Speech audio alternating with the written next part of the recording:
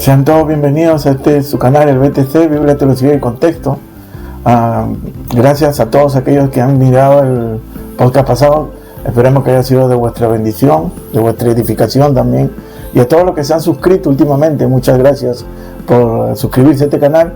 Sé que va a ser de vuestras edificaciones y de vuestro agrado. Este es el rincón, el espacio seguro, donde usted puede reflexionar su fe a partir de temas de Biblia, de teología y de contexto.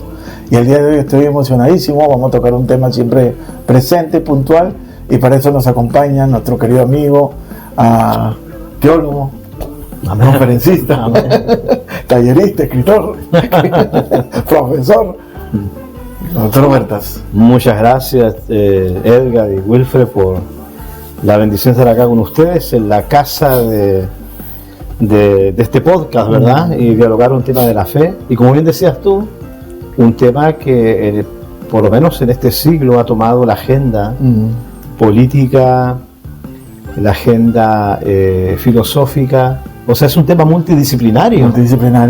Porque hasta en la economía se está hablando en clave de género. Y por eso es un tema importante. Buenísimo. Gracias por estar con nosotros. Gracias a ustedes. Gracias. Amén. Muchas gracias. Y al lado izquierdo, el doctor Marco Huerta, nuestro querido amigo, está, ya lo conocen, Galileo de Galileo. Los hermanos están preguntando por qué te digo Galileo. Estoy en la escritura, por eso. Dios les bendiga, amén. Dios les bendiga. Damos gracias a Dios por la oportunidad que nos da otra vez de poder hacer un podcast más, ¿no? Y más de un tema bien interesante, como decían, ¿no? Gracias a todos aquellos que se han suscrito a nuestro canal últimamente, aquellos que nos han dejado sus comentarios, han sido buenos comentarios. Estamos contentos porque creo que la reflexión teológica se está dando, ¿no? Acá y dentro de la gente que ve el podcast, ¿no? Entonces estamos muy contentos por ello, ¿no? Entonces no se olvide, ¿verdad?, compartir nuestros videos, mándelo. Dijo el pastor Joel, haga un eco, sí, ¿verdad? 5 o 10 personas, ¿verdad? Y para que muchas más personas puedan ser edificadas también, ¿verdad? Y aparte también tenemos, antes de nuestra conferencia, ¿verdad?, estamos haciendo el recordatorio. Claro, del 26 de abril. Próximo sábado. Próximo sábado estaremos en San Francisco, juntamente con mis distinguidos amigos aquí, Edgar, Wilfred y el doctor Obando. Que esta iniciativa nació hace unos par de meses, y dialogando con Edgar, Wilfred, tenían la inquietud de crear un espacio de reflexión para la iglesia local, y empezamos este lindo peregrinaje de entregar conferencias de alto nivel. Así que este sábado 26 estaremos en San Francisco. Es la tercera versión de la conferencia, porque primero lo hicimos en Modesto, después en Hayward, y ahora estaremos en Sur San Francisco, de 6 de la tarde a 9 de la noche. Es un evento libre y gratuito, así que todos aquellos que estén de alguna manera relacionados con el liderazgo, pastores, hermanos que colaboran en la iglesia, o todos aquellos que estén curiosos en el tema del liderazgo, vengan. Son 4 temas de alto nivel que abarcarán temas sobre una lectura al mundo presente, hacia una teología concreta para el líder presente, liderazgo transformacional, y hacia una ética ministerial contemporánea. Así que son 4 temas de alto nivel y de preocupación del liderazgo de hoy. Bienvenido, espero que podamos verlos, ¿eh? Así que este sábado 26, de 6 de la tarde a 9 de la noche. Creo que en el podcast va a estar apareciendo la dirección. Sí, vamos a poner la dirección y el evento, ¿no? Pero ya se los adelanto, es el 740 del Monte Avenue, en la iglesia Casa de Oración Centro Cristiano Internacional. Ahí vamos a estar una vez más impartiendo estas conferencias, ¿no? 740 del Monte Avenue. Igual ahí vamos a poner toda la información, está toda la información en el podcast, perdón. ¿Ok? Sí, entonces sean todos bienvenidos. Amén, ya listos, preparados y con deseos de verlos allá, ¿no? Con deseos de abrazarlos, de verlos y de dialogar, porque después de las conferencias hay una mesa de diálogo, ¿no?, donde usted puede hacer sus preguntas y nosotros tratamos de responderlas de la manera más coherente, ¿no?, cronológica y lógica para vuestro entendimiento y edificación. Claro. ¿Sí? Entramos entonces al tema. Entramos al tema entonces. Claro que sí. Ok, entonces el tema del día de hoy que vamos a tratar es el homosexualismo, la homosexualidad, ¿no? En el siglo XXI la homosexualidad ha sido un tema que ha generado mucha discusión, ¿no? Como dijo el doctor Huerta, multidimensional, ¿no? ¿No? Hay mucha discusión en la sociedad, aunque el tema es histórico, pues, ¿no? Pero en el siglo XXI se ha tomado como otro abordaje, ¿no? Tiene otro tipo de abordaje, otro tipo de perspectiva. Se ha politizado el tema, ¿no? Se ha puesto también en el ámbito, la bandera de la economía también se levantaba a través de este tema, ¿no? Hay comunidades a través de este tema, ¿no? Y en ese contexto yo considero de que debemos reflexionar del tema, ¿no? De la homosexualidad, para poder nosotros tener comunidades que sean más compasivas, más empáticas y más reflexivas en cuanto al tema, ¿no? Sobre la homosexualidad. Entonces la pregunta es, ¿qué es homosexualidad? Claro. Bueno, la homosexualidad, primeramente hablar de lo que no es, ¿verdad? La homosexualidad no es una enfermedad física, sino que es una inclinación emocional, donde la persona tiene cierta afinidad, tanto a nivel afectivo como sexual, hacia una persona del mismo sexo. Y por eso se llama la homosexualidad. Sexualidad es como la relación, es el concepto para hablar de esa relación afectiva y sexual entre las personas, en este caso homo, hacia el mismo sexo. Y básicamente así se define. Ahora, desde el contexto bíblico, es una obra de la carne. Cuando uno analiza las obras de la carne, ahí habla sobre la lascivia, por ejemplo, y otras condiciones de la carne que hablan sobre el desorden sexual, o cuando se pierde el uso natural del cuerpo. Entonces, desde el punto de vista bíblico sería considerado como una obra de la carne, una desviación del uso natural. Pero es eso, un sentimiento de las personas cuando sienten una afinidad emocional y sexual con el mismo sexo. O sea, es una atracción hacia una persona del mismo sexo. Claro. Pero que tiene como un fin sexual. Claro. Porque hay casos de que sienten atracción con personas del mismo sexo, pero no llegan al coito sexual en sí. No se le puede llamar a esas personas homosexuales. No, porque hay un asunto que se llama la disforia de género, claro, ¿verdad? Donde las personas, especialmente los adolescentes, comienzan a tener ciertos síntomas de una admiración siempre corporal. O sea, de repente se admira al muchacho más alto, la espalda más ancha, un muchacho bien parecido, por ejemplo, y eso causa cierta admiración, y en esa admiración viene la confusión. Por eso que hay muchas personas que en la disforia de género tienen experiencias homosexuales, pero no necesariamente van a ser homosexuales en el tiempo, sino que hay una disforia donde pierden un poquito el sentido de su identidad personal, ¿verdad?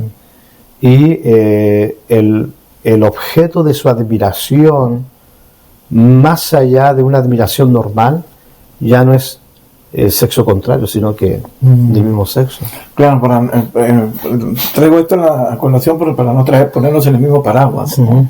A esas personas, ¿no? Con los que practican la homosexualidad, los que son homosexuales, ¿no? Que tienen atracción por el mismo sexo y practican la sexualidad con esa persona del mismo sexo, ¿no? Claro. Sí, porque las estadísticas son reveladoras, que dicen que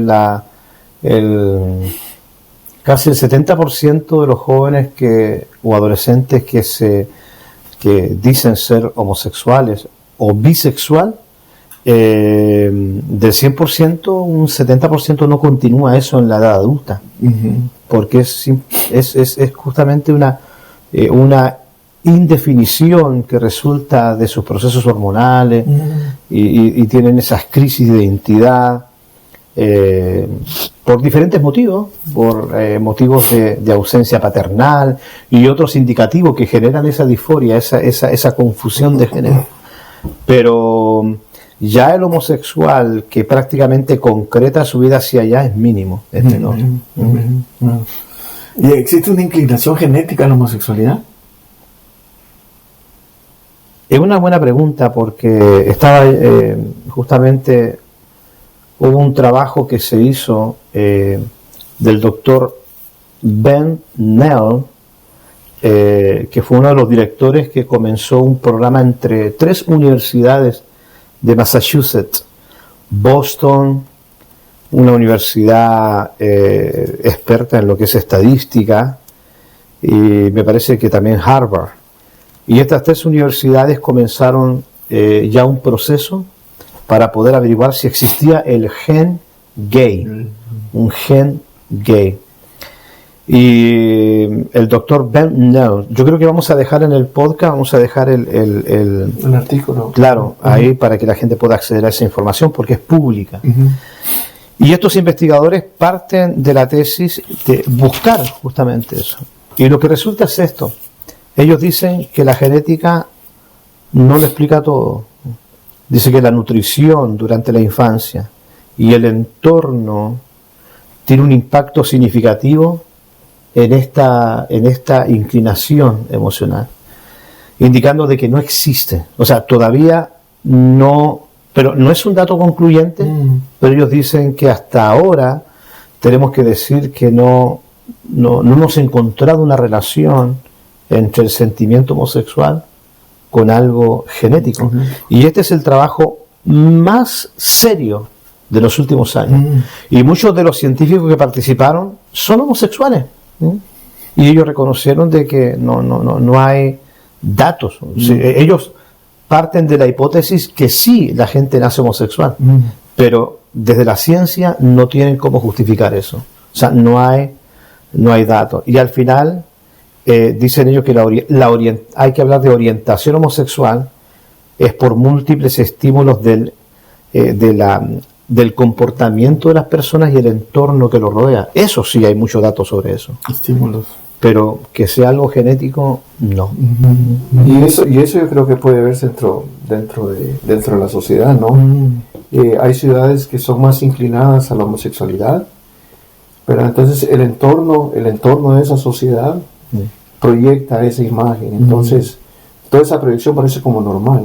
Claro. Pero entonces hay como un justificante dentro de la sociedad que si alguien siente cierto tipo de atracción hacia la pareja, hacia la persona del mismo sexo, entonces como que es normal. O sea, entonces las inclinaciones se toman como algo genético, ¿no? Esa es la mala interpretación que hay al ver los signos de la sociedad. Entonces, es interesante que cuando se define la homosexualidad se ve como inclinación, no se ve como algo genético, ¿verdad? Porque todas las definiciones más o menos van por ese sentido, ¿no? Una inclinación, pero que termina en una práctica. Claro. ¿Verdad? Porque la mente del ser humano siempre va a ser subjetiva. Hoy nos gusta el chocolate, mañana nos gusta otra cosa, pasado nos gusta otra cosa. Entonces, ¿cómo nosotros moldeamos o sabemos manejar todos esos deseos? Va a dictar cómo nosotros vamos a practicar esos deseos que nosotros tenemos, ¿no? Claro. Y lo que tú dices es interesante porque en teología política hay un concepto que se usa que es la normalización, ¿verdad? Normalizar para crear una cultura. O sea, la cultura se produce por el proceso donde la comunidad normalizamos una conducta, un saber, un pensamiento, y eso lo transformamos en cultura. Entonces, todos los que nacen en esa cultura empiezan a ver la homosexualidad entonces como una práctica válida y una práctica incluso saludable por el entorno, porque tienen banderas, tienen símbolos, gente que habla, los youtubers que también tienen que ver con mucho de esto. Entonces se empieza a normalizar el concepto y entonces los niños nacen mirando alrededor y comienzan con el estímulo, ¿verdad?, a sentir que pueden explorar, ¿eh?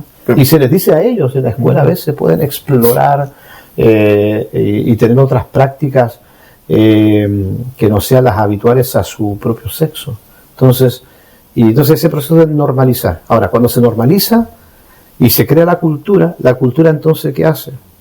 Que lo que es un movimiento cultural lo eleva a una norma jurídica, y ahí comienzan las políticas de género en la escuela, donde incluso se enseña para poder fortalecer la cultura. Entonces empezamos a leer libros, por ejemplo, no tanto libros de un contenido histórico, sino que tratando de visibilizar algunas cosas que eran netamente ocultas.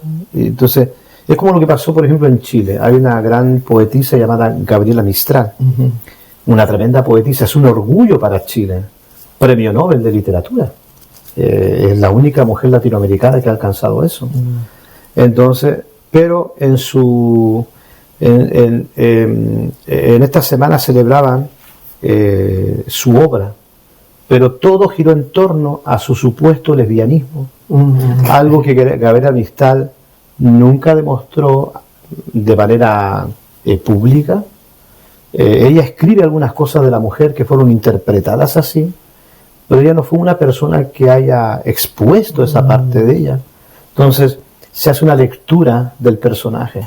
Entonces elevamos a uno para, como tú dices, normalizar y empezar a crear otro imaginario en torno al personaje. Entonces a los niños le enseñan no tanto que fue una gran escritora, una tremenda mujer que escribía de manera magistral, sino ahora se visibiliza este elemento que una lesbiana. Entonces por eso de que vemos cómo se va estableciendo una forma de entender la vida, y por eso es que surgen muchos niños así. Porque en el mundo de las ideas, o sea, cuando todo eso se normaliza, ya la imagen está impresa en el ser humano y no hay una forma de decir que no es normal, porque ya se normalizó. O sea, no se puede ver de otro lente, porque ya el ente ya está predispuesto a mostrarnos una imagen, ¿no? Claro, esto del relativismo, en ese campo del relativismo creo que puede caber todo tipo de normalización, ¿no?, del pecado, ¿no? También hubo creo que meta investigaciones, pues, ¿no?, de miles de personas. Doctor Jung, si no me acuerdo, que no me equivoque, que hizo una meta investigación buscando precisamente lo que tú estabas diciendo, ¿no? Claro. El gen gay o el cromosoma Q28, algo así. Y llegaron a la conclusión de que no existe, bueno, una inclinación genética, ¿no? Hubo unas investigaciones hechas en los años 80, pero ahora se ha descubierto que hubo mucho fraude allí, y hubo también datos manipulados. Y hubo otra investigación a través de gemelos idénticos, ¿verdad? Que un gemelo comparten un mismo genoma, porque es un espermatozoide y un óvulo, pero que se parten en dos, pero conservan el mismo registro de hormonas y todo lo demás. Pero uno salía homosexual, supuestamente salía, y otro no. Entonces, pero ¿cómo si compartían todo?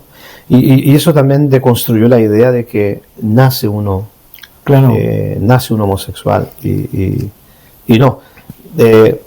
Hasta el día de hoy, hasta este momento, no hay ninguna evidencia científica que haya podido corroborar de que el homosexual nace así. Y además cromosómicamente, bueno, no, el varón es XY, ¿no? ¿Sí? Y las damas son XX. Entonces hasta ahorita no se ha conseguido, o no se puede conseguido mirar una variable, ¿no? XYZ o XZ, no, para decir que existe, ¿no? Y está interesante de cómo fuimos creados, ¿verdad? Claro. Porque la Biblia dice que varón y mujer los creó. Y la definición de tu sexo no es solamente la genitalidad. O sea, los genitales dicen algo, pero como tú decías, está el sexo genético, que son los cromosomas, está el sexo gonadal, que confirma quién eres tú, ¿verdad? Las gónadas, la diferencia entre los ovarios, la zona testicular. está el sexo hormonal. Los ovarios secretan estrógenos y los testículos andrógenos. Y está el sexo fenotípico, o sea, el desarrollo del carácter, ¿verdad? El aspecto de la masculinidad. Entonces tienes el sexo genético, gonadal, hormonal, fenotípico y el sexo genital, los 5. Entonces ahí tú te das cuenta de que fuimos creados de parte de Dios para poder expresarnos sexualmente de una manera, varón y hembra, y estamos perfectamente complementados para experimentar el sexo desde esa realidad. Y el sello de esa realidad es que podemos concebir. Podemos concebir. Por eso de que la homosexualidad básicamente es una distorsión de ese diseño. Entonces hay tanta distorsión. Es como el matrimonio, ¿verdad? Dos, pero el adulterio es una distorsión de eso. Está la verdad, tenemos que decir la verdad porque la verdad es buena, pero la mentira es una distorsión de la verdad. Entonces hay varios elementos que tienen que ver con o sea, decimos esto para que nadie piense de que la homosexualidad es el gran pecado imperdonable. No, la Biblia dice de que el homosexual y el que engaña no heredará el reino de los cielos. Entonces por eso de que entender que el homosexual, cuando desea una mujer, todo su ser, el sexo genital, todo, está deseando una mujer. Pero si es homosexual, sigue siendo un hombre deseando otro hombre. O sea, el deseo, el frenesí, es el mismo. Lo que pasa de que él ha cambiado el sujeto de atracción, que ya no es una mujer, sino un varón.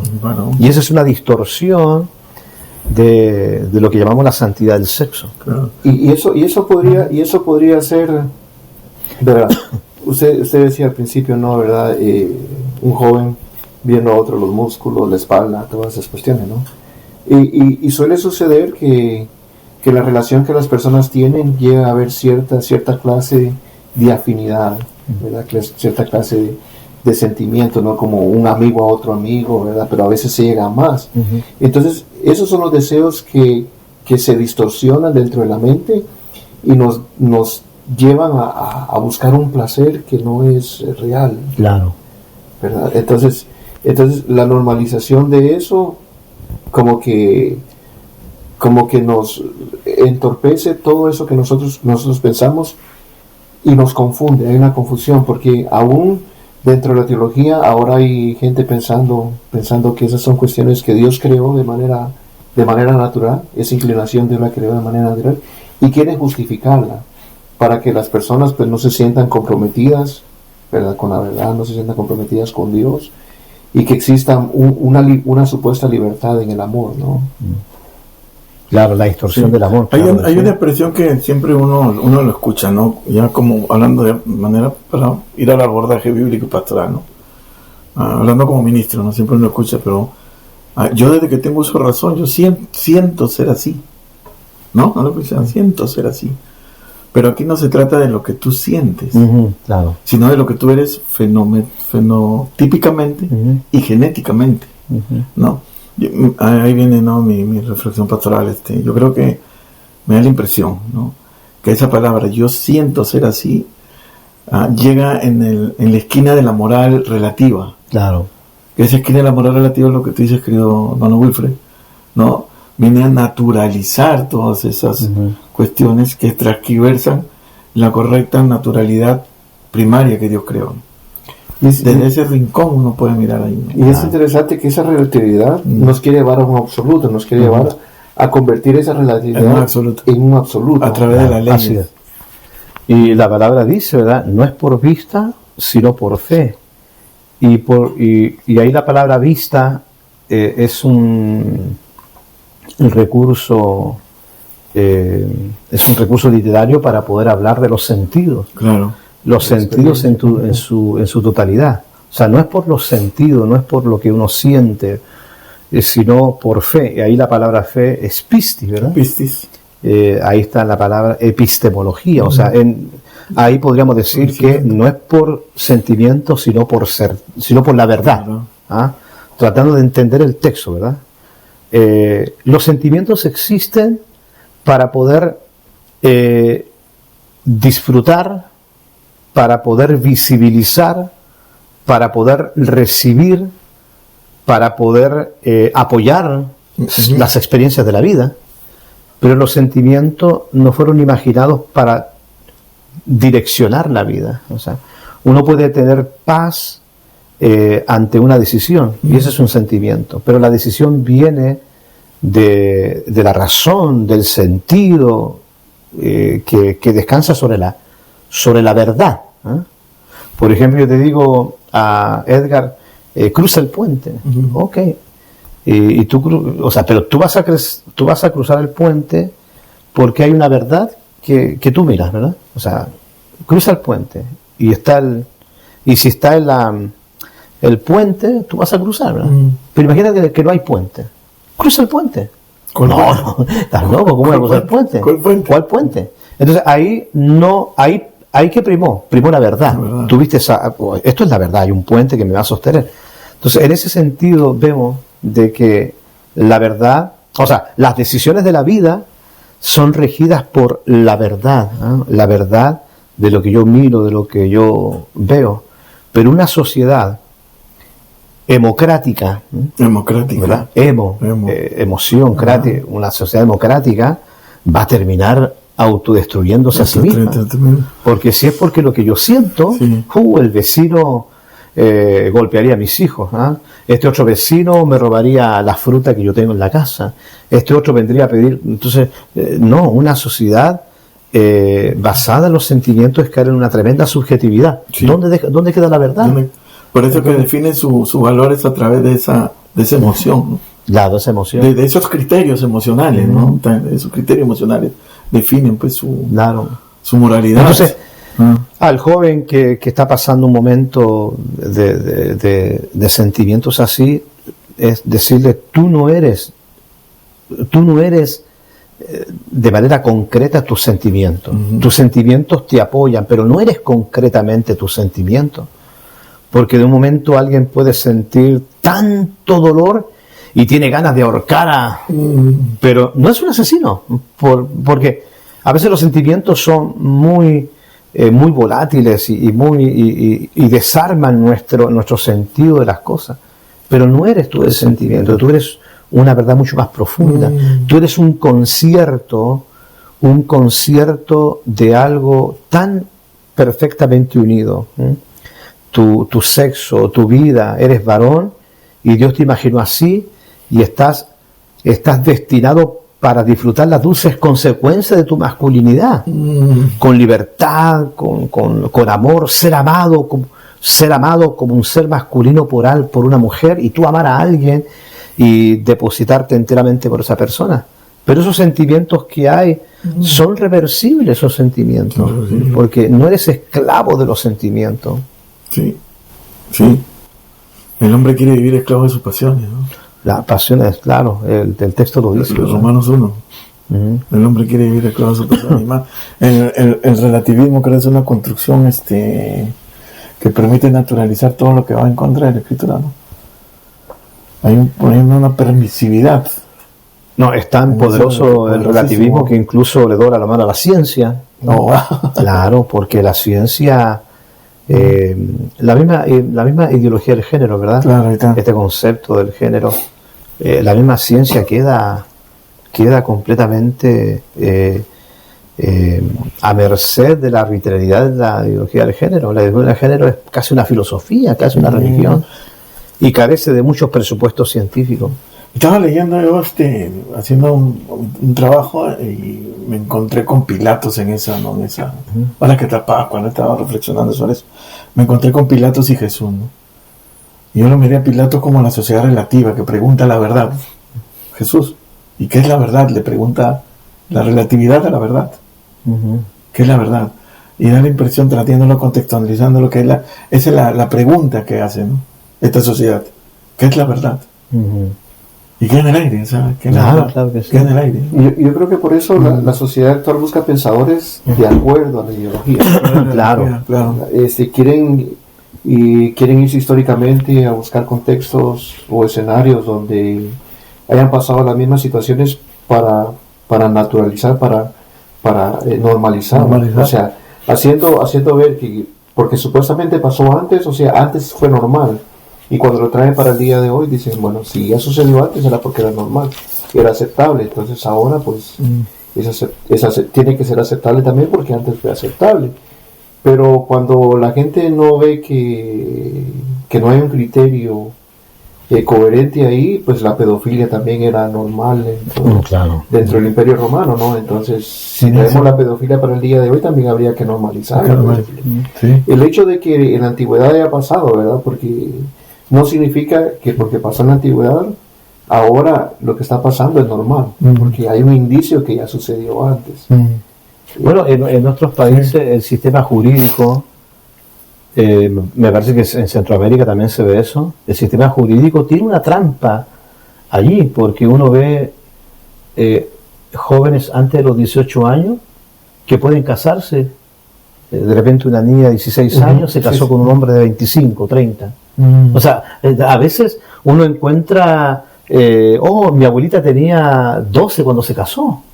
Yo conocí a una persona que me dijo, yo tenía 13 años cuando me casé y él tenía 25 años y me pidió matrimonio. Y el sistema jurídico a veces tiene esa trampa como de validar eso, ¿no? Y se ha visto justamente ese asunto, cómo el relativismo también golpea esa forma de mirar incluso la ley. Ahora yo quería referirme a algo, que la homosexualidad es un pecado redimible. Claro. No es un... Sí. Porque, por ejemplo, si puedes leer por favor 1 Corintios 6, 9 al 11. Sí. Dice, 1 Corintios 6, 9 al 11 dice, ¿no sabéis que los injustos no heredarán el reino de Dios? No erréis, ni los fornicarios, ni los idólatras, ni los adúlteros, ni los afeminados, ni los que se echan con varones, ni los ladrones, ni los ávaros, ni los borrachos, ni los maldicientes, ni los estafadores heredarán el reino de Dios. Dice los ávaros, los maldicientes, los que roban, homosexuales también incluye allí. Y dice, el 11 dice, y esto eras algunos, mas ya habéis sido lavados, ya habéis sido santificados, ya habéis sido justificados en el nombre del Señor Jesús y por el Espíritu de nuestro Dios. Qué interesante. Y algunos de ustedes eran estas personas. Entonces, ¿por qué decimos que la homosexualidad es pecado? Porque hay un concepto teológico de la santidad, ¿verdad? O sea, la santidad tiene varios matices. Creemos en la santidad del cuerpo, templo del Espíritu Santo. Creemos en la santidad de la verdad. La verdad nos hace libre, o sea, la santidad de la verdad. Creemos en la santidad del prójimo, no matarás. O sea, el prójimo tiene un valor importante. Está la santidad de la propiedad, ¿verdad? O sea, no robarás, ¿verdad? Entonces, si yo robo, estoy errando un principio de santidad, errar al blanco.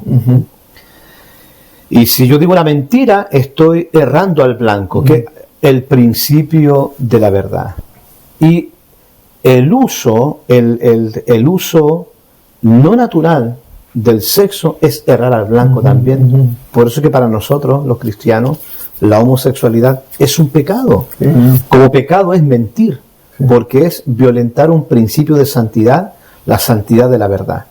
Como también golpear a alguien es un pecado porque está el principio de la vida, el respeto de la vida. Como ser adúltero es pecado porque está el principio del matrimonio, como una santidad, el santo estado del matrimonio, decimos los Claro, entonces hay ¿por qué robar o mentir o la homosexualidad son pecados porque se transgrede principios de santidad. Porque está el uso natural. El uso natural de la comunicación es la verdad. El uso natural de la propiedad privada es el respeto. El uso natural del cuerpo es el sexo, es la relación entre un hombre y una mujer. Entonces, pero ¿qué pasa? De la obra de la carne me seduce y miento. La obra de la carne me seduce y lastimo al prójimo. Y la obra de la carne me seduce y el objeto o la persona de mi interés sexual ya cambia y es una del mismo sexo. Yo creo que una de las cosas que se ven es que el pecado de la homosexualidad se ve como que es el fin de la carrera del ser humano. O sea, no hay regreso. Ya una vez declarándose homosexual la persona, no hay regreso, ya no puede.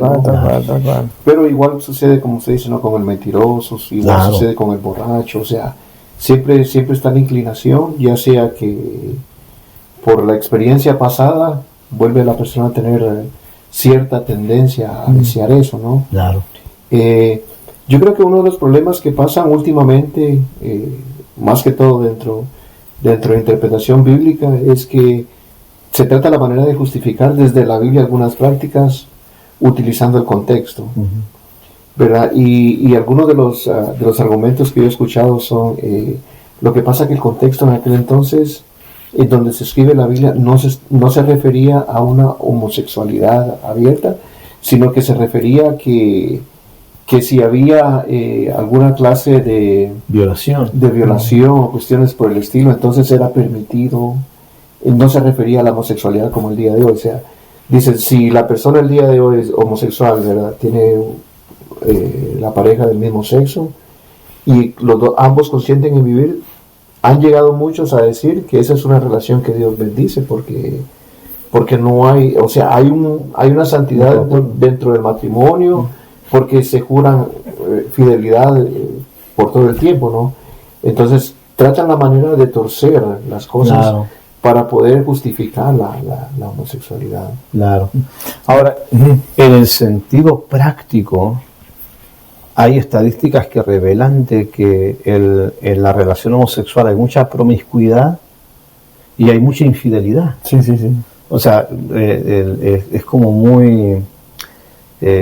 decir que es un ideal, que el amor entre dos hombres es como el amor de una pareja que se aman, que se desean, pero es más, es muy raro encontrar parejas que se mantengan en el tiempo. Sí, las adultas, porque se encontraron a cierta etapa de adultez y se cuidan entre ellos y todo lo demás. Pero alguien que comenzó desde juventud hasta la adultez es muy difícil encontrar porque hay mucha infidelidad. Y usualmente eso es algo que no se dice. No se dice. Es algo que no se dice. Claro, entonces, partiendo de la Biblia, nosotros tenemos que ser conscientes entonces del texto. Porque algunos dicen no hay una continuidad en el tema de la homosexualidad en la Biblia. ¿Por qué? Porque aparece en Levíticos y después aparece hasta en el Nuevo Testamento, ¿no? Hay una gran cantidad de tiempos, pero el principio sigue estando. Claro. Además, Pablo hablaba mucho del matrimonio, hombre y mujer, y él inclusive habló de la pureza sexual del matrimonio, y él directamente dice, o sea, se encendieron en sus lascivias, ¿no? Y dice, se encendieron en sus lascivias. Está hablando de la participación de dos personas, lo dice en plural. Lascivia es cuando viene el frenesí. Hay una gran diferencia entre una violación donde uno tiene la lascivia y somete a otro y lo violenta, y la otra persona no siente absolutamente nada, sino una violencia. Pero en este caso el contexto del pasaje es claro, que hay una relación de conciencia, no es una violación, sino que se encienden los dos, mutuo acuerdo, y entran en esto que la Pablo condena. Claro. Ahora, indicando algo interesante también para deconstruir la idea de que, como algunos piensan de que la homosexualidad es lo más terrible y es lo que más Dios odia, pero Proverbios, si pueden buscar Proverbios 6,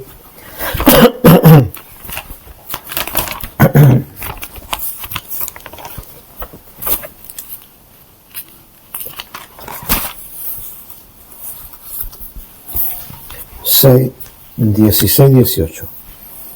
Dice, 6 cosas aborrece Jehová y aún 7 abomina su alma. Dice, 6 cosas aborrece Jehová y la séptima abominable. Los ojos altivos, la lengua mentirosa, las manos derramadoras de sangre inocente, el corazón que maquina pensamientos inicuos, los pies presurosos para correr al mal, el testigo falso que habla mentiras y el que siembra discordia entre hermanos. Claro, dice que eso abomina a Dios. Dios. Pero no, quizás el tema homosexual no está implícito allí, porque hay un punto donde dice sobre la maquinación de la mente, ¿verdad? Está implícito, pero para que la gente piense, ya se dé cuenta, ¿no?, que no es un pecado horrendo. Todo pecado tiene la misma situación, ofende la santidad de Dios. Pero no es que haya un pecado mayor que otro, o este sea el pecado más terrible. El que considero, no tocando los puntos que están tocando bien, considero que el problema es de las congregaciones, religión y fe, ¿no? Una vez más ese intrínseco, ¿no? Religión y fe, que ha habido singularización del pecado, ¿no? Claro. Entonces, por esa singularización del pecado se ha puesto el adulterio, la fornicación y el homosexualismo como los pecados máximos que ofenden a la santidad de Dios, ¿no? Cuando todo es abominable a Dios, todo lo que ofende su santidad. Todo pecado, no hay categorización de pecado, no hay singularización de pecado. Todo pecado es pecado delante de Dios, ¿no? En ese sentido, ¿qué ha pasado con la iglesia, no? Que la iglesia tiene que venir a ser agente de transformación, ¿no? ¿Sí? Luz y sal, agente de cambio, ¿no? Entonces creo que la iglesia se ha cerrado en sí misma, ¿no? Y se ha olvidado de claves importantes, como es la compasión, una iglesia compasiva, una iglesia misericordiosa, y sobre todo ahora, pues, que estamos tocando este tema, una iglesia hospitalaria, ¿no? En vez de abrir los brazos, ¿no? Aunque eso trae sus complejidades también, ¿no? Pero Dios nos manda esos desafíos, ¿no? Porque no hay que romantizar el tema tampoco, ¿no? Abrir los brazos. Entonces la iglesia que ha hecho ha sido apuntar con el dedo, ¿no? Señalar con el dedo y singularizar estos pecados, ¿no? Por esto que estos amigos, estos compañeros ya no quieren llegar a la iglesia, porque se sienten señalados, se sienten acusados, se sienten incomprendidos.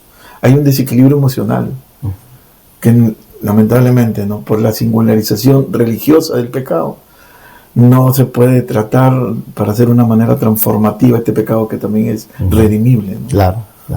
Yo creo que hablábamos nosotros en algún momento de caminar con el pecador, en el sentido como alguien de apoyo para que entienda su realidad y que pueda cambiar, ¿no? Pueda ver a Jesús en nosotros y pueda cambiar. Yo creo que uno de los problemas que hay con la homosexualidad, y más que todo cuando hay parejas ya, es porque hay una vida formada.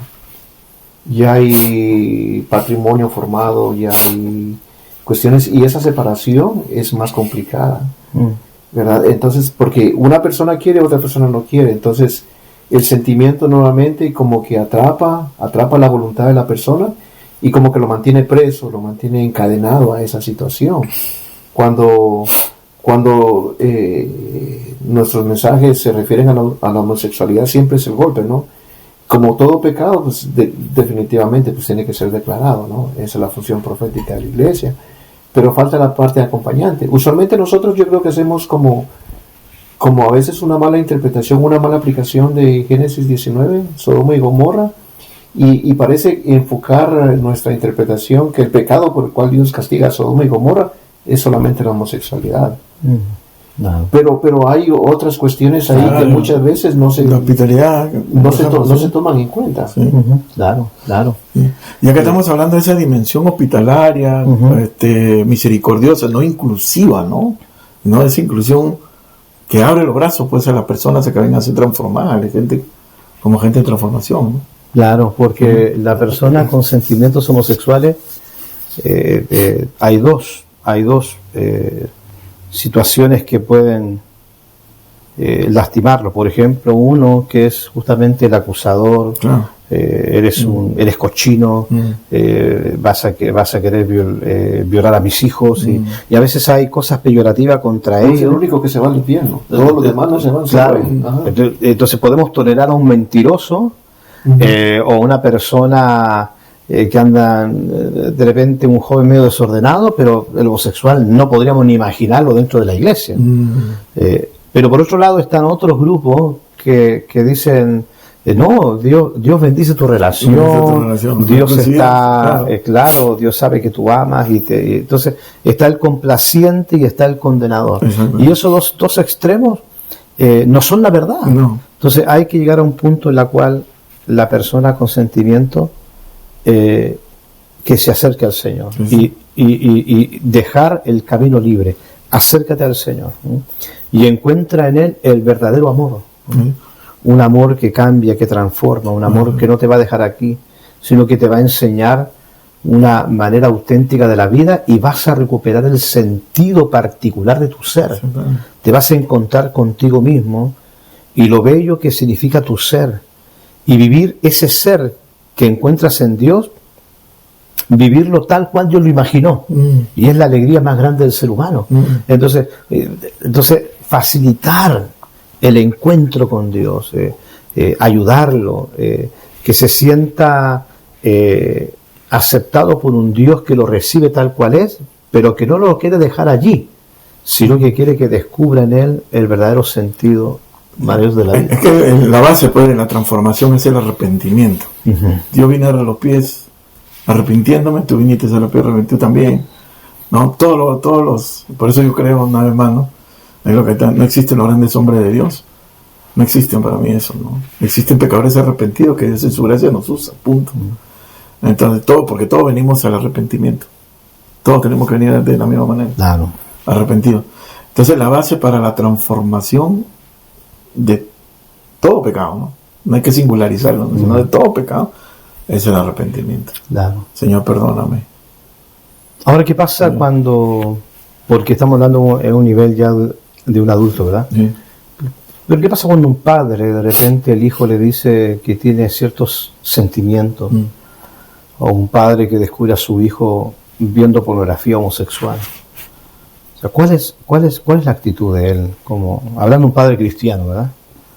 Yo creo que tiene que, primeramente, tener dominio propio, no explotar, no caer en una depresión que algunas veces sucede, hermanas, gente de Dios que cae en depresión, sino que tratar de poder entender que su hijo está pasando en un momento de desequilibrio emocional. Ese es un punto bien delicado que estás tratando, Marco, porque a veces nosotros, religión y fe, una vez más, ¿no? La fe te permite ser quien tú eres, ¿no? En Cristo, ¿no? Estos son mis defectos, estas son mis virtudes, ¿no? Uno se presenta, tengo fe en Dios, me está transformando, no escondo mis defectos. Pero la religión, ¿qué hace? La religión hace que inmediatamente, inconscientemente, ¿qué dirán los hermanos? ¿Qué dirá el pastor? ¿Qué dirá el maestro? ¿Qué dirá fulano? ¿No? Entonces trata de poner la imagen de una familia perfecta, ¿no? No existe una familia perfecta. Claro. Existen las familias saludables en la Escritura, nosotros como creyentes, ¿no? Cuando uno encuentra uno de estos casos, ¿con qué perspectiva de pensamiento está reaccionando? ¿Con fe o con la religión? Claro. Yo creo que el problema que nosotros enfrentamos en las iglesias muchas veces es que no estamos preparados para afrontar ciertas situaciones, ¿no? Y usualmente cuando se habla de homosexualidad solo se habla nada más de todas las cosas que van relacionadas con el sexo, no se ve la mentira que hay detrás, o lo que nosotros hemos venido diciendo, ¿no? Cómo la verdad se tuerce para satisfacer un deseo o una confusión. Entonces, cuando usualmente se predica en contra de la homosexualidad, solamente se predica en contra de la práctica, pero no se le enseña a la persona cómo vencer todas esas situaciones. Claro, y en la conversación de un padre a un hijo, usualmente explota, son muy raros los casos donde un padre lo toma sereno y se sienta con su hijo a platicar. ¿Dónde está el problema? ¿Por qué se siente? ¿Por qué piensa que eso es normal? Porque esas son las cuestiones que uno tiene que analizar. ¿Por qué un niño piensa de esa manera? ¿Dónde está aprendiendo eso? ¿Cómo yo contrarresto eso? Le digo, es el diablo que se quiere meter, estás endemoniado, lo llevo para que lo liberen. Todas esas cuestiones nosotros como líderes muchas veces no hemos sabido cómo enseñarles a la iglesia para que la iglesia pueda afrontar la situación, porque ahora está pasando mucho eso dentro de algunas congregaciones.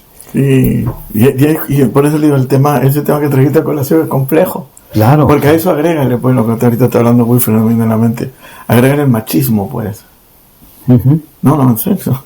Claro. El machismo en casa, la mujer empoderada, no en el mal sentido, ¿no? Que no puede tolerar eso, o sea, está empoderada. No puede tolerar. Entonces, ¿qué hace el padre? ¿Qué hace el padre? El hijo le dice... Con todas esas ideologías en la mente. Ajá. Yo creo que hay ciertos pasos prácticos que el padre puede hacer, ¿verdad? Como bien decía Wilfred.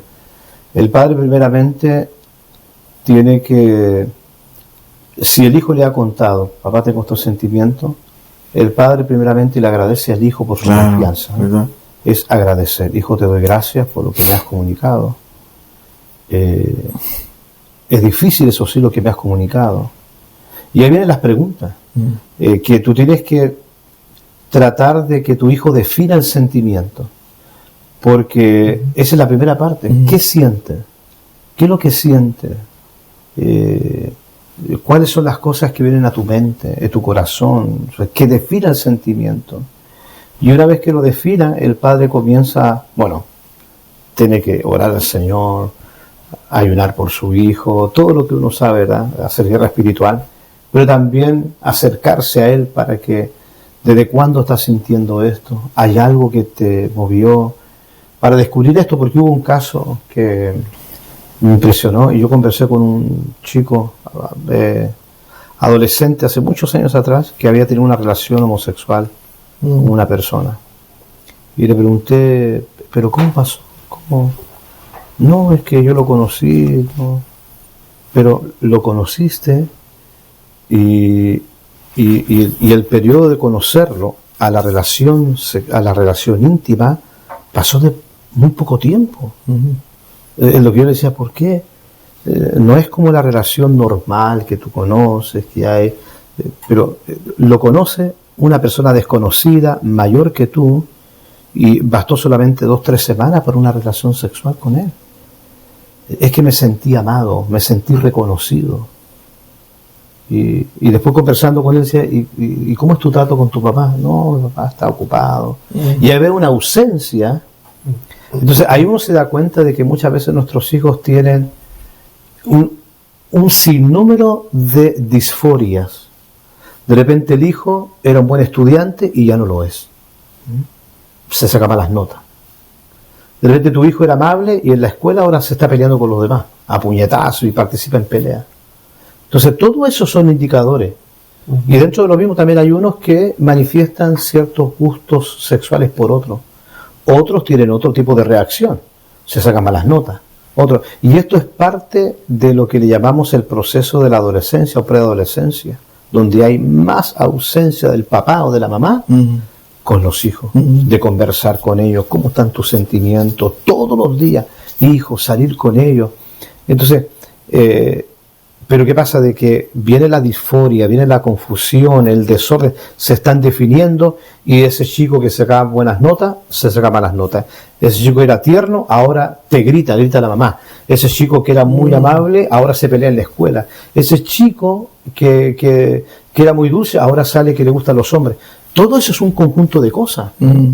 Y es por esa etapa tan compleja, de ahí viene la palabra adolescencia, que nuestros hijos pasan. Entonces, si tus hijos te habla que tiene sentimientos, primeramente no te aceleres, no pienses, es un homosexual. No, está teniendo una disforia de género, que puede ser una disforia de su educación, o una disforia del carácter. Entonces, ahí tú tienes que empezar a ver cuál es la génesis, cuál es la ausencia de tu parte en esa historia, y conversar con él. Claro, tienes que orar, ayunar por él, etcétera, pero conversar, salir con él, que te explique tus sentimientos. Dile dile cómo tú imaginas a tu hijo. Dile, mira, hijo, yo no te imagino así, no creo. O sea, eso es un sentimiento temporal. y yo te pido perdón si he estado ausente en tu vida. Entonces, todo eso, cuando uno toma una acción de esta manera, generalmente, y son las estadísticas que revelan, los chicos reubican sus sentimientos. Reubican sus sentimientos. Ahora, recordemos, padre, de que en la secundaria está de moda en decir soy bisexual. Pues ¿me entiendes? Es como una moda, porque suena cool. Oh, que suena cool, wow, eres progresista. Y es muy, ¿verdad? De todo, ninguno quiere ser heterosexual. No, todos son homo o son bisexual. Inclusive dicen pansexual. ¿Por qué? Porque es una moda entre ellos. Y como están en esa presión, muchas veces también como que beben de esa moda. Pero si tú te acercas a ellos y empiezas a reconocer tu ausencia, puedes hacer retroceder todos esos sentimientos que a veces son confusiones.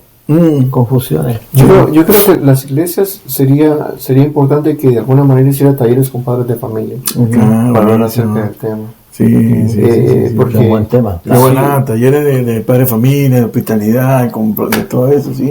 Porque nosotros podemos ver en la Biblia cómo la mentira puede envolver y puede cegar totalmente a través de los sentimientos, a través de la confusión. Nosotros hemos leído desde el Génesis cómo la serpiente se acerca con Eva y cómo le envuelve dentro de buscar una aprobación, porque eso es lo que busca, una aprobación. Quieren sentirse aprobados o ser igual a alguien. Entonces, todas esas modas muchas veces son temporales, pero queda el efecto porque nosotros no sabemos cómo tratar con ese problema cuando está comenzando a aflorar ese problema, ¿no?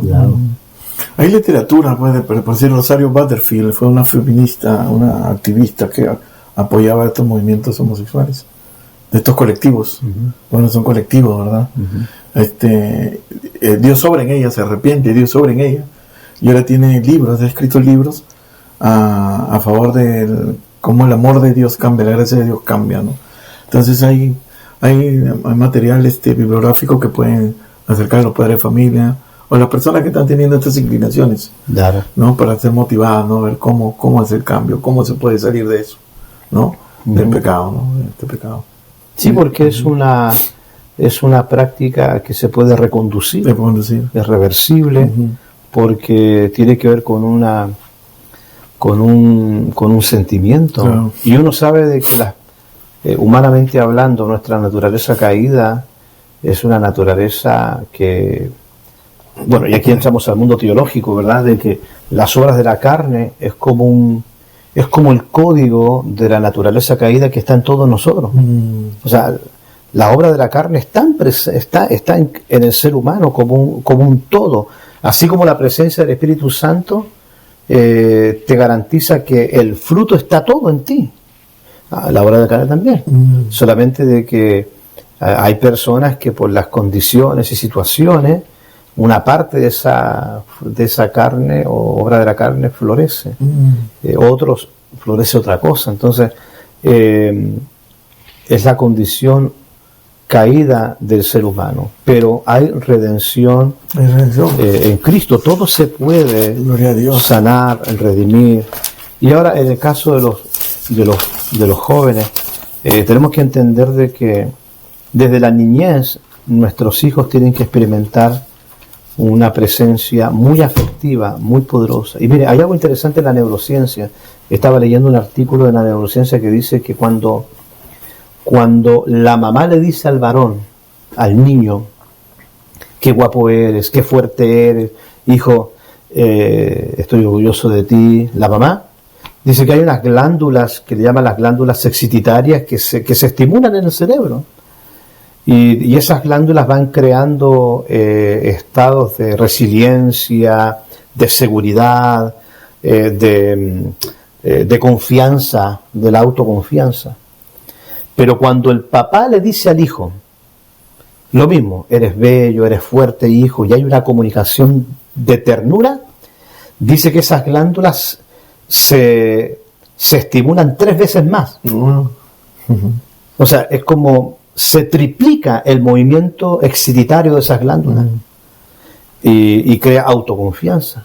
Lo mismo pasa cuando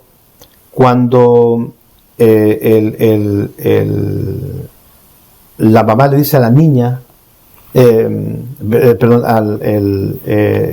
este caso el papá le dice a la niña, mira, qué bonita eres. Entonces la niña empieza a su movimientos de las glándulas es tremendo. O sea, el efecto del hombre, del varón, en ese estímulo es tan impresionante. Entonces, cómo se estimula el cerebro y viene la autoconfianza. Por eso de que, hermano, que tu hija sepa desde ya que es hermosa y no se la venga a decir el novio, sino que tú ya como varón se lo dijiste. Que tu hijo sepa de que está para luchar, que tiene todo el código para ser grande y no se lo diga en la calle ni en la escuela. Entonces, porque a veces la disforia educacional, tu hijo saca buenas notas, ahora saca malas notas. Tu hija era más dulce, ahora es contestón.